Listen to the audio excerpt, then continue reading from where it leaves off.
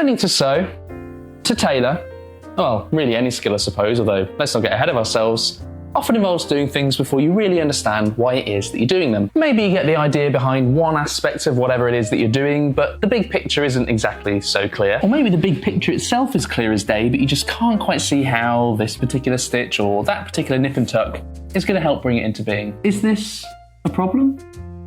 Guess it depends. So what I'm doing here is canvassing the fronts of my winter overcoat. So first creating these canvas panels and attaching them then to the front panels of the garment itself. Now I've done this several times before, but each time I've done it, I've still had to ask myself, do I actually understand the idea behind half of what I'm doing? Either understanding the steps themselves or otherwise just understanding the particular way that I'm doing them. So whenever I've done this before, I've been following this book. Now this is a really fantastic book, and it's the book that has kind of accompanied me through all of my initial forays into tailoring. I can certainly recommend it to anyone who wants to have a sort of basic textbook guide to constructing, you know, the three parts of a basic three-piece suit, so trousers, jacket and waistcoat slash vest, whatever you prefer to call it. As you can see, it's a generously large book, but it's no encyclopedia. It's very clear and precise and also very easy to understand, I think, but it is also quite economical. So there are lots of steps where the technique that you should follow in the eyes of the authors of the book is laid out clearly enough for you to do it yourself,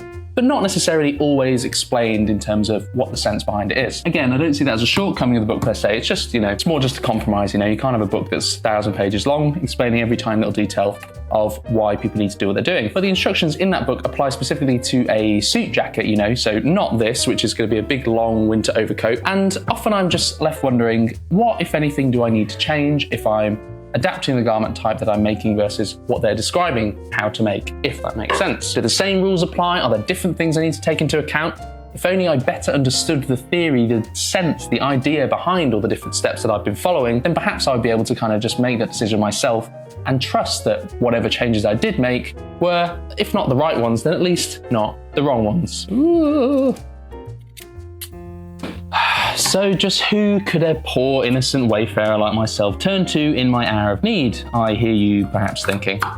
Now the answer, as many of you who watch these videos probably already know yourselves, is the International School of Tailoring channel. Reza, who runs and does the videos for these, is a really fantastic communicator and educator who's working on kind of distilling down all of his own tailoring knowledge absorbed from different places, different teachers and so on, into the fundaments that he feels are actually justifiable, if that makes sense, actually makes sense in logical terms rather than just, we've always done it this way, this is how you do it, blah, blah, blah, so on and so forth. And if you go to their channel, you'll find a really great wellspring of tailoring resources, how-tos, guides, and explanations of the theory behind, you know, this, that, or the other, whether it's canvassing, whether it's fit issues, whether it's how to treat fabrics, whether it's how to, I don't know, how to sew with the correct posture, very important one. Anyway, not that this video is just going to be a big, long, extended advert for that other fantastic channel, although I really do recommend it. It's really great. And for my purposes, in terms of trying to move forward beyond this basic technique that I'd already practiced a few times, vaguely begun to intuitively understand, it was my first stop when I realized I basically need to get my head around this stuff a little bit more theoretically. So this incidentally is the shoulder line here of the coat. What I'm doing here is creating an opening with this wedge to create volume, create three-dimensionality basically, where so far it's just a 2D flat panel. And I'll explain why in a second, because it pertains to the wider conundrum that I'm discussing. So that'll go kind of like that and hold this little wedge open. And for anyone who doesn't necessarily know what it is I'm doing altogether, the idea is that the front panels of the coat are going to be reinforced with this sort of canvas material. This is kind of a blend of wool, cotton and synthetic fibers in my case, but you know, theoretically slash ideally can be kind of all wool, all natural fibers. And yeah, if you've ever sewn anything with a kind of fusible interfacing or another kind of interfacing, it's just that. But the idea is that instead of being, for instance, fused onto the main fabric here, it's just going to be kind of attached, stitched on in strategic places and otherwise float relatively freely. And it's just going to contribute to a nice smooth drape rather than, yeah, a very fixed, stiff, reinforced fabric kind of feel. But there are several different layers that need to go into this. There's this canvas, there's this horsehair material here, and yeah, a couple of other weird and wonderful things to come later on. And the learning or the lesson that most sprung out to me was to do with this little wedge here, the one I've just mentioned, the one I've just executed at the machine, away from your prying eyes because it's not exactly super cinematic. I have done these wedges several times on my other canvases, although in the book I've shown you earlier, the classic tailoring techniques for menswear, there's a slightly different method than the one that Reza shows. And again, I'm not going to get into litigating who's got the right method or whether they really actually do differ at all. In fact, I was reading the comments in Reza's video and I think there was some discussion about this regardless. But the way that the book shows you to do it is to do this same wedge on the canvas piece itself, but on the horsehair panel, which is going to cover the chest and give it a little bit of reinforcement, you don't do it here, you do it sort of, where do you do it? You do it kind of, yeah, here. So you cut across here and then you open the wedge out there. And it's going to create a complementary sort of voluminousness. But watching Reza's video, where he instructs to just do basically matching ones in both the horsehair and the canvas, and I did just think, well, yeah, makes sense. Why would they be different? Why should they be different? And I realized I have never once stopped to think or stopped to really ensure that I knew why it is we do this in the first place. And lo and behold, ask and receive, seek, ye shall find, bish bash bosh, all that jazz. There was Reza with an answer in, I think, a separate video to do with entirely the theory of canvassing. So if you look at this piece here, I've created this wedge. What has it done? It's lengthened this edge and it's pushing these side bits away, these sort of perpendicular edges away. It's causing this ripple. Now, I had always thought, because it had always been the most prominent effect of this, that the reason we do this is to do basically with creating this extra ease around the armhole, you know, so a bit more movement for the arm, for the front of the arm.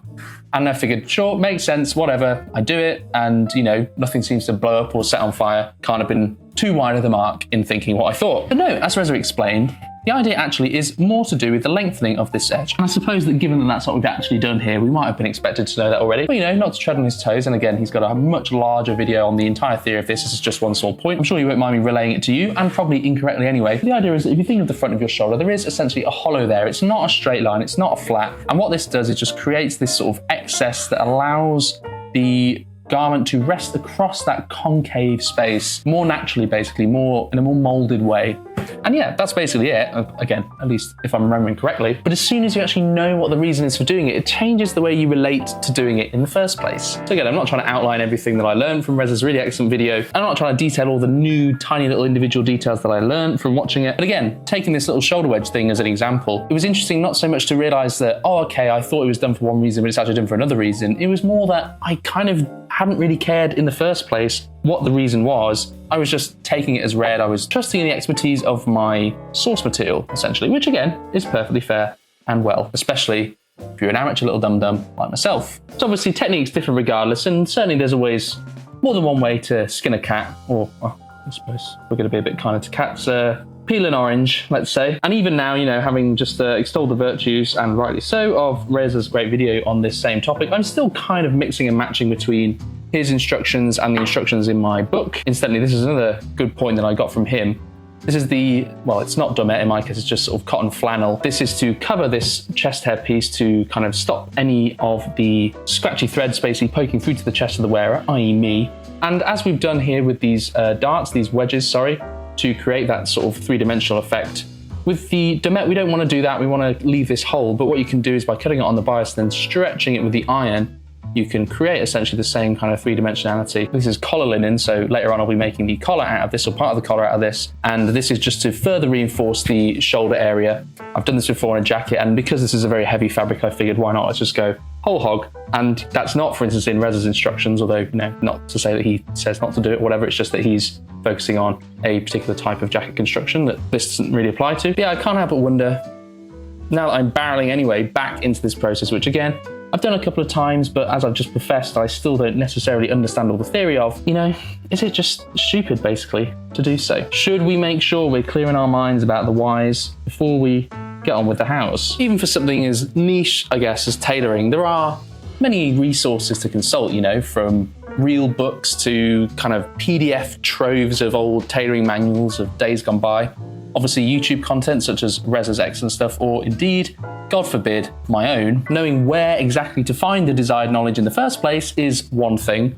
Deciding just to get on with the project anyway before you've done so is kind of another question entirely. For those who don't know, this is called a pad stitch. This is used to attach multiple layers of fabric together, kind of across their surface area. So I've got, you know, 3 to 4 layers of stuff going on here. This is just going to keep it all fixed together. And I'm taking generous stitches here. That should hopefully give it the looseness it needs to give it the freedom to move according to the body, so on and so forth. Incidentally, this is just my own copied way of doing it, and it also aligns well with my inborn laziness. It seems only fair, since I've drawn on him enough this video, to say that Reza advises to do much smaller stitches than this, as does my book. And if I were you, I'd sooner trust them over me, but that's kind of your problem, I suppose. I mean, this is extremely inconsistent. Look at the difference here between the bite sizes, as it were, of the stitches. I've got to work on that. Overall, I myself am definitely a proponent of learning by doing, and certainly getting started with tailoring was itself a bit of a leap into the dark. I hadn't really been sewing very long at all. I was still getting to grips with some of the more basic projects that, you know, we all as sort of beginner sewists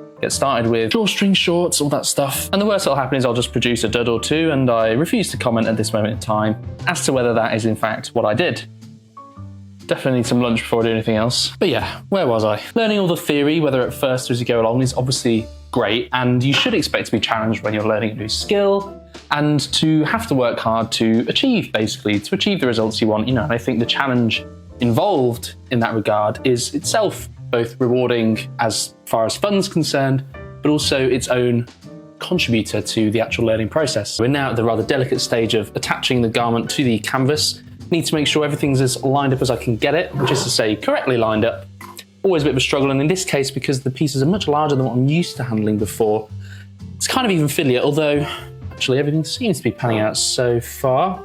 And I have things like the roll lines here that I can use to kind of match them up. Yeah, so far I think this is actually, you know, nothing too alarming has occurred. This being another realm incidentally where I'm kind of just making it up / following my instincts / making my best guess. I'm just following the instructions from my book about attaching the canvas to a jacket front, which would normally, you know, end about here. So I don't know if I just need to carry on everything all the way down. Why not? Can't hurt, I suppose. Oh, if Reza were here, I'm sure he could tell me what I ought to do. But yeah, he's certainly got better things to do. But again, this is exactly the point. As far as challenges are concerned, I think diving into something unprepared is about as challenging as it gets. And obviously unprepared may or may not turn out to be an overstatement once you actually get going. Obviously, I'm not saying get behind the wheel of a car before you know how to steer it, but stakes aren't that high in this case, are they? You know, just getting stuck into it, the particular challenges of kind of going in blind perhaps and working out as you go, that itself is its own learning process, and if not necessarily a better one, then at least no less good a one, I think, especially for an amateur who's never necessarily going to invest in a kind of quote-unquote proper education or an apprenticeship because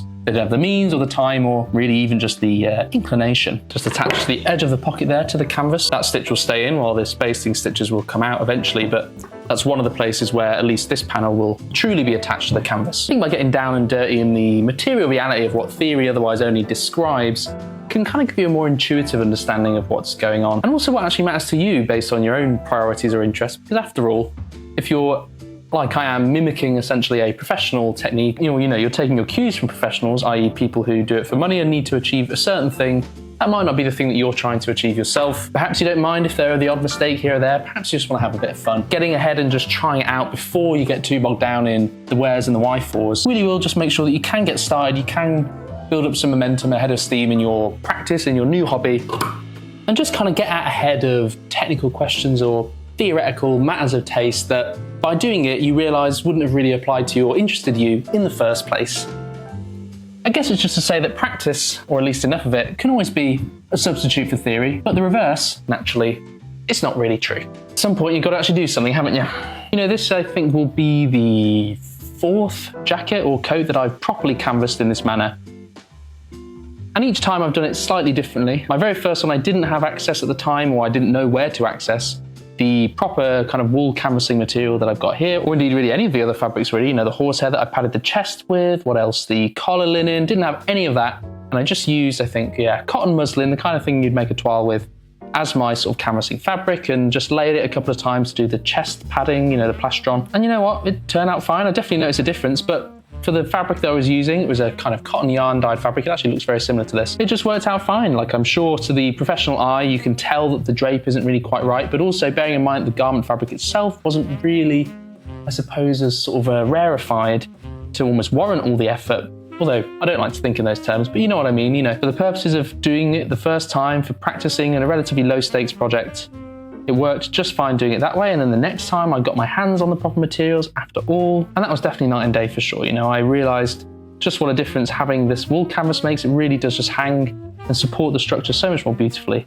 than, say, cotton muslin or whatever else you might use as a alternative. But again, I was still kind of grasping around in the dark. I was still doing things I didn't really know why I was doing them. But again, it was that kind of practical, tactile experience of really getting my hands dirty, as it were, that started to reveal to me in a sort of truly kind of physical sense, really, just what differences there were between one material and another, between one approach and another. And then the third time, the project before this, a summer suit with a sort of lighter linen fabric, I made some changes. I didn't add this collar linen strip, for instance. I wanted to keep it a little bit lighter. And I also tried this thing of cutting the canvas on the bias. So instead of having the straight grains of the garment fabric and the canvas fabric matching each other and going in the same direction, I sort of cut the canvas at a slight slant, just based on some, ridiculous idea that I got from watching an actual professional talk about what they did. You can watch the relevant video here if you want to hear more about what I'm talking about and what I did. And again, that was another instance where I was really, really fixated and really hung up on the concern that I was doing something really irresponsible, but then at the same time encouraged by the fact that for all the mistakes I'd thought I'd made on the previous project, the first time using these materials,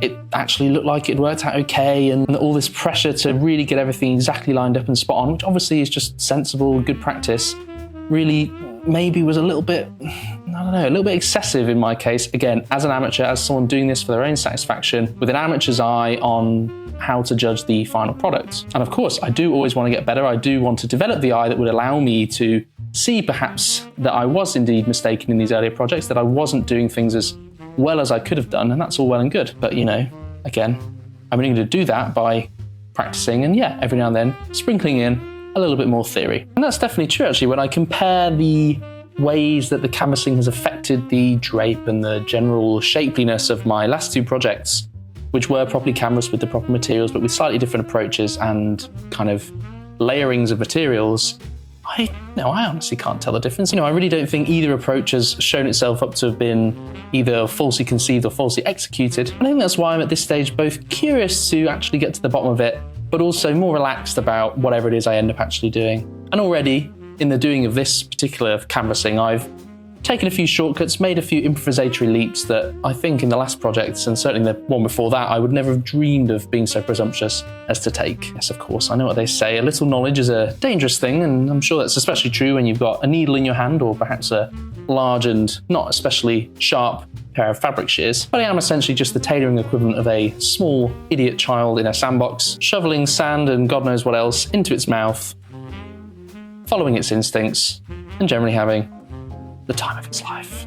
Oh my, let the change in the lighting conditions illustrate to you just how long this particular process can take. I'm not being funny, this literally always happens every time I do this. I get to the end, I just need to do this last little stretch, and there's just always like one stitch too little thread left over. I swear to God.